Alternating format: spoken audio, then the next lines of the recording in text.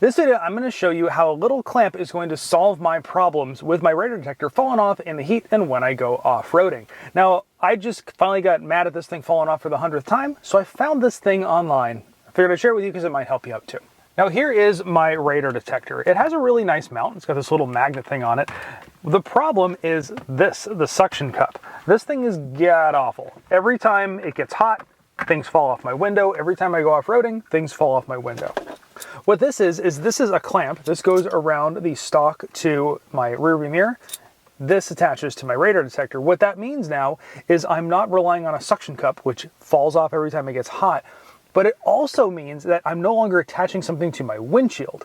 So what that means is my sunshade, when I put it up because I live in the desert, isn't going to get stuck on that. So let's get this thing installed. And this whole thing should be, in theory, a pretty easy install. Now this thing also keeps falling off, so I'm hoping that this thing will actually kind of push everything in place and prevent it from falling off anymore.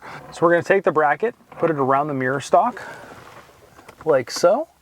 Take our other threaded bolt, put it through. So you can see here we've got it mounted in place. I have the little nut here loose so I can get it all lined up, but my radar detector will now sit just like that, just below my mirror, and I'm not going to have to worry about it falling off anymore.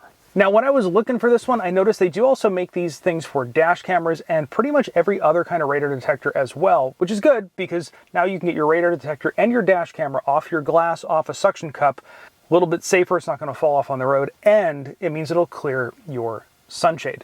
So I will have a link for this thing down below if you want to check it out. Now, if these kind of really quick, easy DIY tip videos for your car are what you're into, please consider hitting that subscribe button. It really would help out the channel a lot. Leave me any questions, give me a thumbs up, all that YouTube-y stuff, and of course, thanks for watching.